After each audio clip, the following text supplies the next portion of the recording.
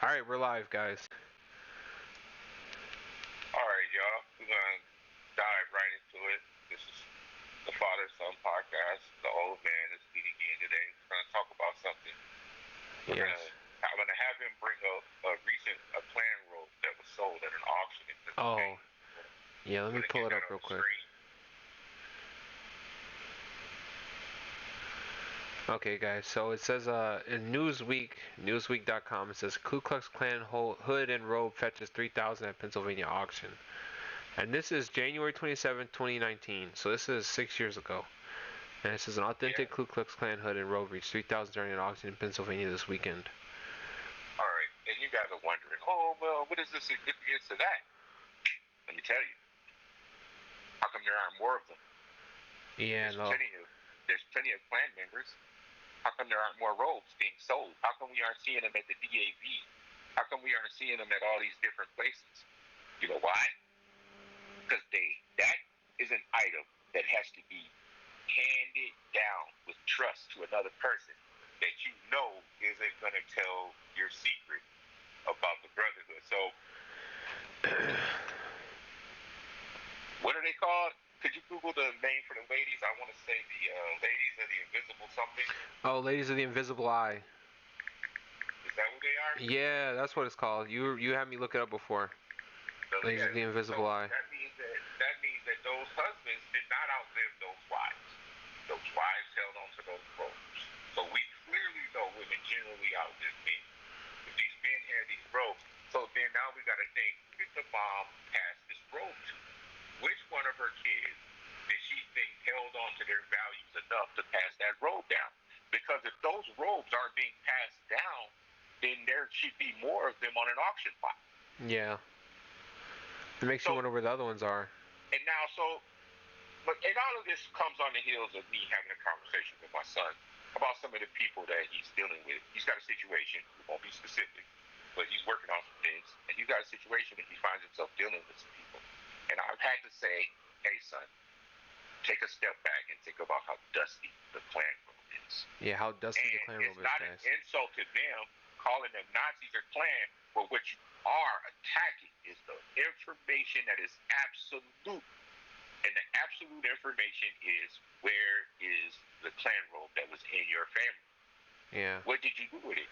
Where did it go? Yeah, because you guys got to think they did have Klan robes, so like that stuff doesn't like vanish in the thin air, guys. It still exists in the closet somewhere. That's not how clothes. When you dry rot clothes, it's bad, but the odds are that's not being dry rotted, you know. So it's being held by these family members. They pass it down, you know, generational trauma in the clothes. Who did they trust enough? Yeah. That's the question now. The question is who did they trust enough to pass that robe to? And oh yeah, let me look into the article actually. And being disingenuous with yourself is not going to yield nothing for any of us. If you're not, you know, I see this when I deal with my wife. I see this when I deal, you know, there's a lot of people who have this affinity for these white friends that they have, but they don't understand that, you know, that road is still there. Like, you're dealing with these white people. I take this, let me give you a different perspective. When I go to Mayo, no matter how that suit looks, no matter how those wingtip shoes look, when I go to Mayo Clinic and I see those doctors, the only thing in the back of my mind is, are you the one she gave that Klan robe to? And Muhammad Ali tried to teach us this. If 10,000 snakes are coming at me, do I have time to pick out the ones that aren't poisonous to bite me? Oh, the ones that aren't venomous? No, you don't. You gotta take, you know, you gotta be, yeah, that was a good analogy he used. No, that's real. You gotta protect yourself at all costs, and that's a good analogy. You gotta stop thinking that a lot of these people aren't capable of what they're capable of. They're very capable of it. Very capable. And they get great pleasure leaving from work talking about what they may or may not have gotten away with doing to somebody. Yeah. And so for me, we're going to make you sweat. We're going to make you sweat, yeah. That's work, I promise you. Yeah. We're gonna deal with that. I'm gonna make the racism issue so hard you're not gonna enjoy it. Yeah, so no, that's a good point. And that's what it's come to. And a lot of, tell you how I did it. When you were in school down there, I didn't let nobody spank you. Yeah. Because I didn't trust where they were coming from psychologically or emotionally. So I didn't allow them to spank you or paddle you. If you were going to get paddled, then they had to call me or get you out of school that day. If you were in that much trouble, I had to come get you. Yeah, no, that's a good point. That was an option for them to discipline us, but they never did. Well, they only disciplined me one time, but that was like that was like after you left, so that doesn't count for you. No, but yeah, you had different rules at the time, and that's a fair point for that to even be tied into that. But yeah, our question is how dusty are the clan robes, guys? You gotta factor in stuff and be a critical thinker when it comes to this kind of stuff. So you used to wear robes. Where did the robes go? Like the robes symbolize racism. That they didn't burn all the robes or nothing. So it's like, where did the robes go?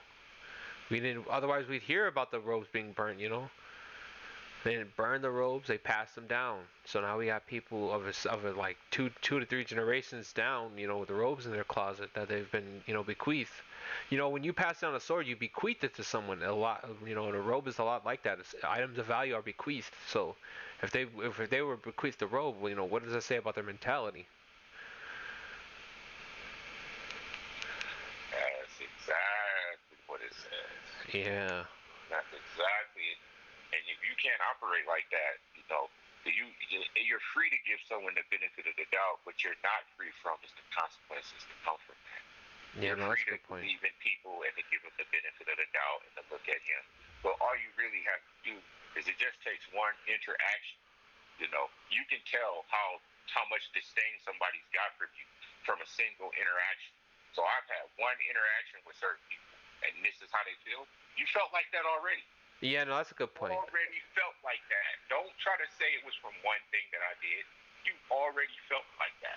Oh, and you're yeah. just using that as an excuse to piggyback. Yeah. No, it does look bad though. It looks bad, and so that's how I looked at it. I'm like, Excuse me. so one thing made you this bent out of shape. Yeah.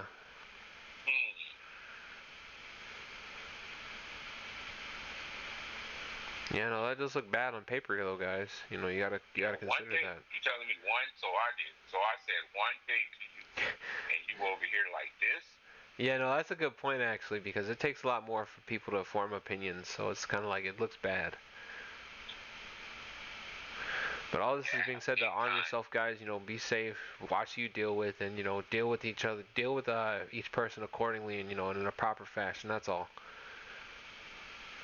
Save those who have earned your grace and your praise. Give them the grace and the praise. Don't give it to other people. That's all that's being said. Be cautious to who you deal with as well.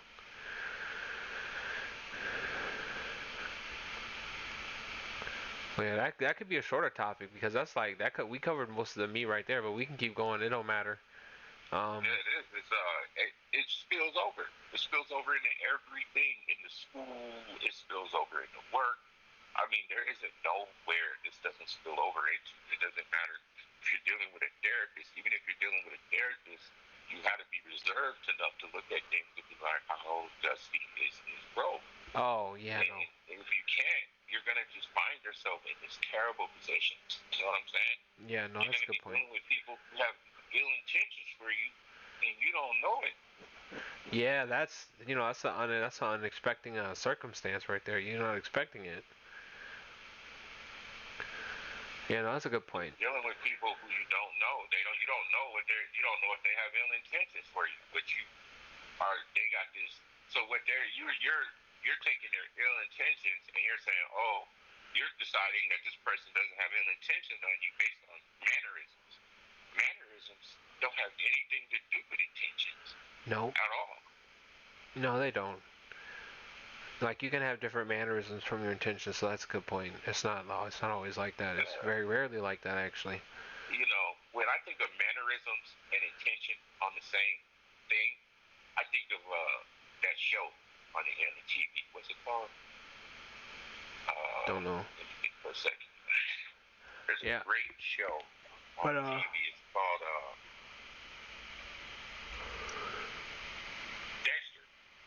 Oh, Dexter? Yeah, he's a serial killer who kills serial killers. Manager, man, bro, is what? No, it's good. It's a good point. Like 30 years ago, let's see. Uh, Who it we says call him 1922. intellectual, right? What? Yeah, but he's a murderer, so that's the Oh. same thing. Oh, yeah, his mannerisms don't come off like that. No, that's a good point. Yeah, he murders serial And killers. you're mistaking his mannerisms for his disposition, and they're not even close to being the same. No, yeah, they're not. His disposition and his mannerisms, they're not even remotely connected. Yeah. Let me see. So this is in 1922, guys. This is like 33 years ago.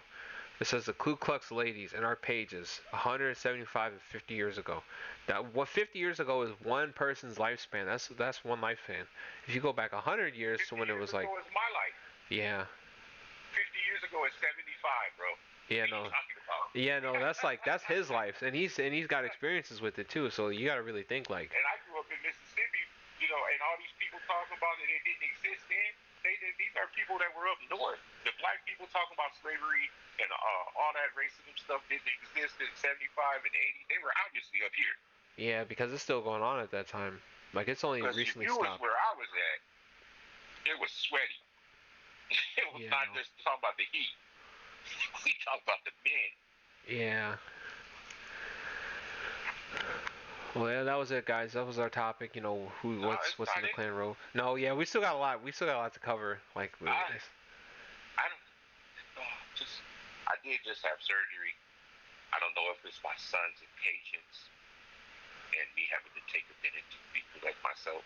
oh no, that's fine. My bad. Because I just had mouth surgery, so I don't know, like, if that pause to care for myself means I want to end the podcast for today. We're not into the podcast yet. Okay. Yeah. Yeah. Sorry, guys. I would have followed through with my ideas, but I'm dealing with some dental surgery stuff, and so I'm doing my best. Thank you. Just got to remind ourselves not to be short-sighted and remember that other people are going through things other than just what we have going on in our day. Yeah. That's one My of the bad. main things. My bad on that. So the plan role, you talking to someone, so let's take a step back. You're talking to someone who grew up in Philadelphia, Mississippi. Where is Philadelphia, Mississippi? Philadelphia, Mississippi is located in central Mississippi. It is where the Republican president is picked. If they're going to have a Republican president, that's where he gets picked. It is at Philadelphia, Mississippi, the Neshoba County Fair. You want to pull that up on the screen for the people? Let me look it up real quick. Google Republican candidates in the Neshoba County Fair, and every Republican candidate that's ever been selected for president came through Neshoba County and was shown at the Neshoba County Fair. You can Google all. Yeah, it says Republicans preview 2026 priorities like school choice and tax cuts. It's not. It says AI says it's not possible to definitively list all Republican candidates who spoke at the 2025 Neshoba County Fair, which means that there's a lot more than they're counting. Is how you can interpret that. The fair is known for its political speeches and its traditional stop for many Mississippi politicians. However, a specific list of every Republican candidate who spoke in 2025 is not really available due to provided search results. All right. The past Republican candidates, and I'm from there, so I'm telling you out of experience, all past, you go back to Reagan, Bush, you go back, they came and they stopped at a place called Williamsville, then they stopped at another place called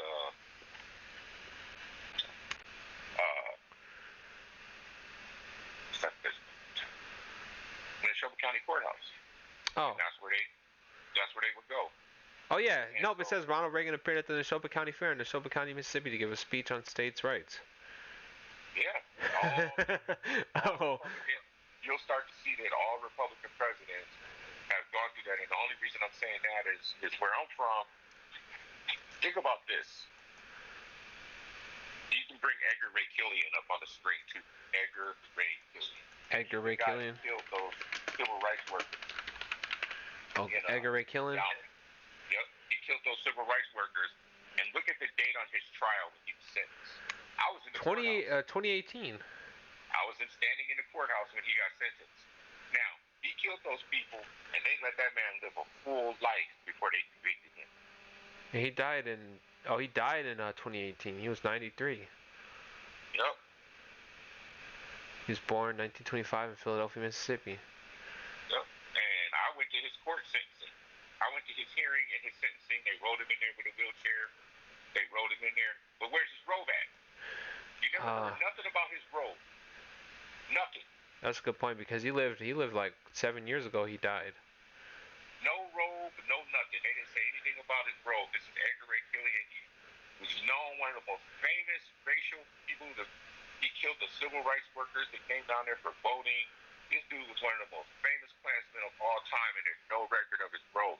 So, you know, these are the people that used to. When I was little, my mom had to hide us.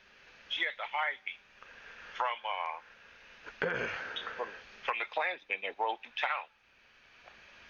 You know, in the basement of a church, Mount Nebo. You can Google, show them that church, Mount Nebo Missionary Baptist Church. To the left of Mississippi. My mom, we used to have to go up into the middle of the black town and hide in the church. Oh, Mount Nebo Missionary Baptist Church. Yep, and all these people, think about it. These people, I'm 50 now, so a lot of these people are dead and gone. Where are the robes at? The robes went to the kids that they trusted to have them. Huh. That's why you only see one at a Pennsylvania auction. Somebody probably moved, got a black wife. She's unpacking stuff. Like, what the hell is this, bro? Oh, is this what you want? I'm out. No. So put it on the auction. Yeah. Just to show his wife he wasn't kicking around, so he could keep his wife. But yeah. This is real. And at the end of the day, it's something that you got to really take into consideration. You got to ask yourself, where is the Klan robe? You're not asking yourself that. You're going to be a victim to it. And people are going to say you're confrontational. They're going to say that they're going to make up a bunch of words to cover up the fact that the Klan robe is missing. that's basically it. And so, just for me, when I look at some of them people in there, I don't mind their. I don't never be deceived by mannerisms. You know. Never be. Sips black tea again. Never. The mannerisms is nothing for you. It is, you know, behavior that'll make a difference. And people are trying to match behavior with mannerisms, and a lot of that is going on with the KKK. And programmed black people are just as bad as Klansmen. Yeah, no, that's a good point. Yeah, you kind of, because you're not aware of the danger. So the robe is just a benchmark that you can look and be like, oh snap. Yeah, that was my perspective on it. You making a good point. The black people don't have robes. No, we don't. Why would we? They don't have no robes. So that's what makes it even more terrifying dealing with a black person, because they don't have no robe. There's no benchmark for you to measure to see whether or not this person actually is, you know what I'm saying, for you. Oh, yeah. Yeah, that does look bad. Like, the robe is kind of like, it is a benchmark. Like, because if you think about it, it's like there's a lot there. Like, the robe is like, it's like a symbol of racism that is like, that's like, they're like, how blatant are they about it? But they're not not very blatant. So racism changed. It went from being like super public to like being low key because of the civil rights era. But there's still people, you know, that's why that's what you're saying. It ties with what you're saying, because there's people who have robes, and you know, we don't know anything about the robes, but that doesn't mean that the robes aren't there. That means that they're more low key now. So the racism changed from blatant to, you know, more subversive. But nope, this is what we're talking about, guys. This kind of stuff is terrible to really like think about. Like, if you guys look on the screen, you know, we got the states' rights speech. This is the first sentence on the article. It says, on August 3rd, 1980, presidential candidate Ronald Reagan appeared at the Neshoba County Fair in Neshoba County, Mississippi, to give a speech on states' rights. So that's the first. So if he appeared there, Neshoba County is literally. I mean, I'm not trying to be specific. They'll show you all these places in Texas, all these places in Wisconsin. No, bro. Then they show the real Klan capital of the world is in Philadelphia, Mississippi. That is the real Klan capital of the world. If you've ever been there, any of my friends listening to this podcast, if you've ever been down to that park, you know where you were. You're not lying. You know what it was, and I worked there in it. As a matter of fact, let's just cut past it and go right to the meat and potato. I worked for Hilton Spears. He was a Grand Dragon. I got on the road to work with this dude every day. Now, so what I'm telling you came straight from him. It didn't come secondhand. Oh, it came from the Klansman himself. Yeah, it came from a Klansman, and he was telling me that. He was like, a lot of these guys down here are with us, Steve. So it's like, let's keep your notes, please. Down in trouble. I did. Wiki's supporting your statement because it says the next sentence, it says the location, which was near the site of the 1964 murders of Cheney, Goodman, and Swerner, was, according to critics, evidence of racial bias. Dang. It was not a mistake that Reagan went to the Neshoba County Fair rather than Jackson. This was sort of heresy going out in these rural areas. But they know from their standpoint in 1980, we were just obsessed with how you turned these rural countries and started voting with us. So everything you're saying is backed by actual fact. Yeah. And that's why I be dealing with them in such a way that I do. Yeah, no, that's a good point. Yeah, because you gotta really think like how far is it? And it's not very far. The apple doesn't fall far from the tree. That's a perfect statement. And then some bad apples spoil the bunch. The apple fall from the tree. Yeah, so we're like they were raised by people who in like the last 50 years had like a lot of racist ties. Like so you got to think how involved are they in those ties? If they were raised by people who were involved, you're naturally gonna get kids into what you get kids into what they learn. Like at least speaking for me, you got me into land and like getting an apartment building, getting that that's kind of a thing. So like when you're raised by someone, you tend to adopt their ideals and their views and their habits. Yep. Yeah, so no, that's crazy. What you're trying to tell me is that them people, you got to understand, they're in there doing psychology because they're running from something themselves. People don't just study psychology to study psychology. You study psychology to try to understand your family, try to understand where you come from, how it works. Yeah. Even for me, I started studying because of my grandma and my mom. Yeah, no, that's a good point. You're studying to learn. I wanted to understand the nonsense that I came from.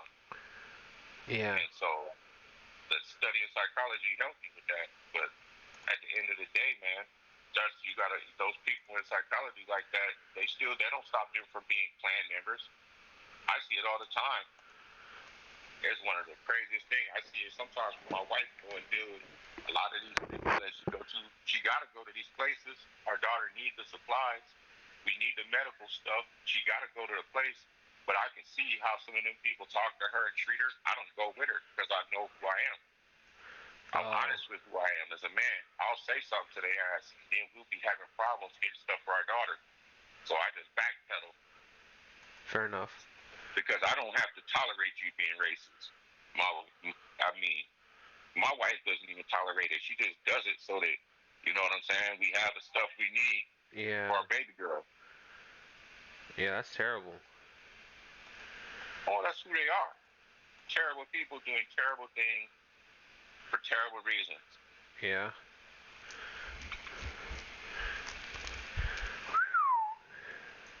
Wow, guys, what do you guys think?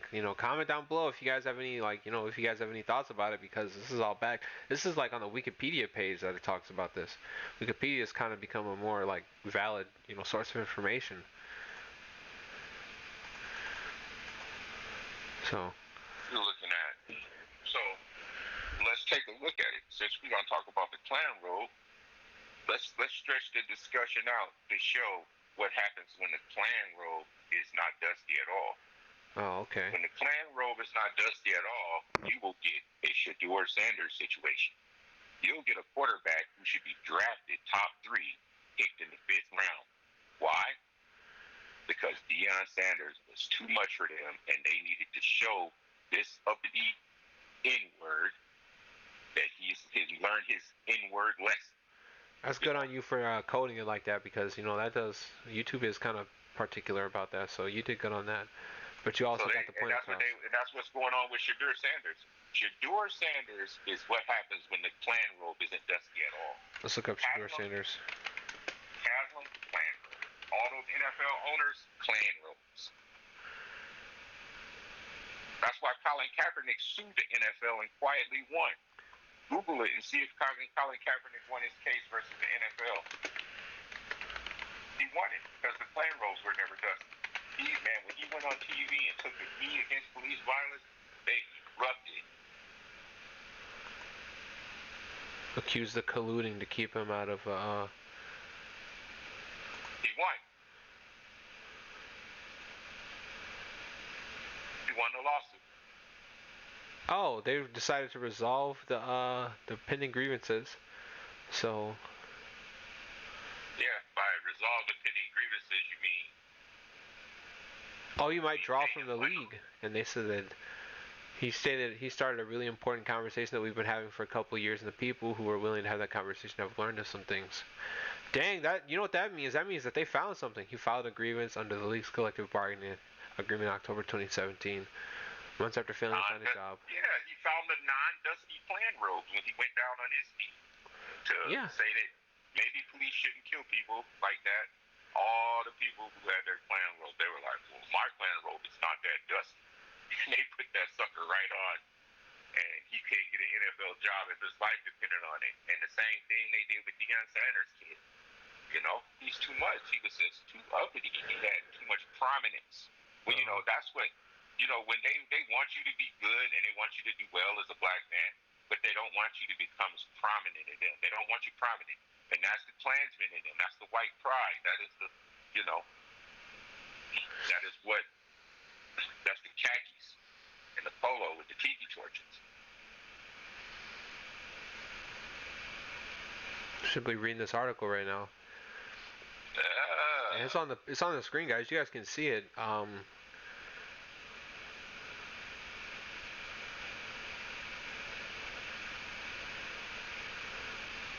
He earned more than $14 million from the case, guys. It says it right here. Had Mr. Kaepernick won his case in a full hearing, he would have been eligible to receive the money he might have earned if he were signed as a free agent. In addition, he may have received double that amount in punitive damages. In his final year with the 49ers, he earned more than $14 million. Oh, that's not the exact same thing, but no. If they were not evil Klan members, why did they pay him? Because it was close to getting out. They were opening up the closet, and we were going to see all the robes. Yeah, it's called collusion, is what it's called. That's what we're talking about, is collusion, guys. Let me look up collusion for you guys so we're on the same page. COLLUSION. Secret or illegal cooperation or conspiracy, especially in order to cheat or deceive others. We're dealing with the collusion of the Klan robes. How would you become one? You would have to be a secret organization to collude, right? They were. That means that they're not just NFL owners, they're Klan members. Yeah, they're like, that's their alternate. It's like when a superhero puts on the mask, you know, that's what it's like. But it's like, instead of being a superhero and, you know, it's super strength, they're super racist. Yeah. Super racist. No, that's real, guys. You guys gotta really think, because you gotta think about the alternate persona. If you don't want anyone to find out, you keep a secret persona. That's what superheroes do. Illegal cooperation or conspiracy, especially between ostensible opponents in a lawsuit. What does ostensible mean? Started or appearing to be true, but not necessarily so. So, not necessarily true. Huh. That's interesting that it says that. Because it's like, it means that they're not really enemies, but they're working together. So yeah, we're dealing with the collusion, guys.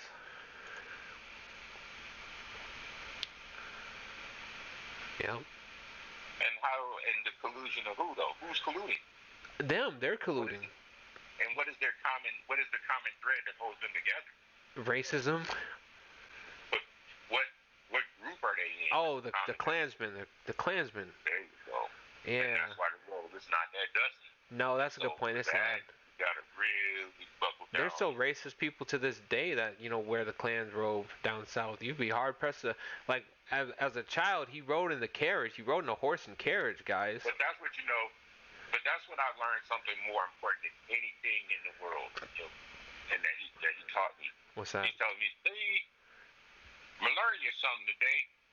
There's a difference between a racist and a bigot. Oh yeah, no, that's a good point. And Racism is money. They're not. All three of those things are not same. Racist, bigotry, and white supremacy are not same. Now, a racist is just not gonna like you for your color or your skin. He don't care how good you are at the job. he just ain't gonna hire you. A bigot is kind of works in that same way. You know, he just steeped in his beliefs. But white supremacy, their favorite color ain't the color of your skin. The favorite color is the color of money. And I found this to be true because I was always at work. When other white dudes couldn't get hours to save their life, I couldn't get to my house. I was on Saturday morning, knocking on the Hilton, knocking on my door. Steve, you ready to go to work? Yeah. These white dudes begging for hours, begging to go onto these job sites. You saw it, TV. Yeah, they were begging to work with Hilton. And here he come, getting his favorite black employee. Picking you up before school. And paying me more than he paid the white boys because of my skill set. Yeah. So, the lived upscale down there, the new house, all kinds of good deals do as well. Yeah, no, that's true. That's a good point. So, the true color of white supremacy is money. Racism and bigotry, that's just rooted in ignorance and stuff that you're taught to believe. You know, niggers love water. The N-words love watermelon. N-words love chicken. You can say that. Have you ever been to a Cane's? Have you ever been to a Chick-fil-A? Have you ever seen their lines? No, that's a good point. Have you ever seen their lines? Have you ever seen... There's all kind of people. It's not only black people there. But it's mostly white people in Cane's. Yeah, and Cane's and especially Chick-fil-A. Mostly white people. All you got to do is go on Robert Street in St. Paul and take a look at Cane's, and you'll see. Yeah, no, that's a good point. You're not even capping about none of that. That's all factual. Capping meaning, he's telling a lie, guys. If you're new to this kind of language, this is like that's racism slang. And bigotry is a lot of the stereotypes, a lot of the slick stuff that you're gonna say. That's racism. That's bigotry. Yeah. But the rest of it is something entirely different. That's a good point. So you're dealing with the Klan. You're dealing with a whole different monster. It's on the surface, they want you to think it's about the color of your skin. But down low, it's about money. When those people came down there for those voting rights, they were about to interfere with those people's money. And for interfering with their money, they paid the ultimate price, their life. They got unalived. And that's something that, I got a few things to do today. I have to go to the bathroom, so I'm going to conclude with that I want you guys to always be in a position and ask yourself the tough questions. Whatever you do, don't instantly just start handing out credit to people who don't deserve it, because that's one way to get yourself in a situation that you won't be able to get out of, is you're giving credibility to people who don't deserve credibility. And a lot of these people don't deserve credibility because they don't mistake their mannerisms for being a decent person. Yeah, that's a good point. Because any serial killer could, be kind to you. That's a good point. Yeah, Dexter. Yeah, to literally re-reference Dexter. That's a good point. It's nice the old man blesses the podcast with his presence, his wisdom, his grace. So thank you for that. Well, you want to cut it here, or because you got to go to the bathroom? Wrap it up here. All right. People got questions or comments. We'll leave this one open. Yeah. We're gonna bring back up part 2 to how Dusty are the Klan robes. This is part 1. Yeah, We'll get you a part 2. All right. And then we'll, go from there. Until the next podcast. Love, peace, and air greens. Yeah. All right, guys.